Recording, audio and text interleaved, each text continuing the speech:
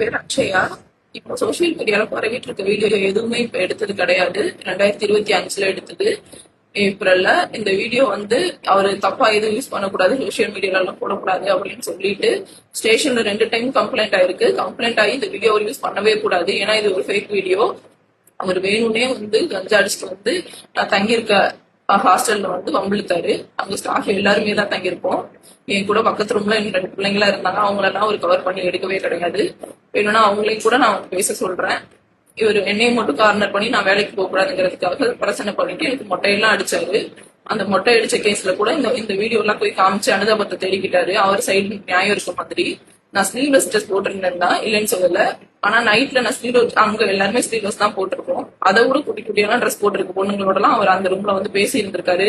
என்னை எப்போ ஊர்ல இருந்து வேலைக்கு கொண்டு போய் விடும்போதும் அந்த பொண்ணுங்கள்ட்ட பேசிட்டு ஜாலியா உட்காந்துட்டு சிரிச்சுட்டு ரொம்ப நேரம் அங்கேயே ஸ்டே பண்ணிட்டு கூட அடுத்த நாள்லாம் கிளம்பி சென்னைக்கு வேலைக்கு போயிருக்காரு.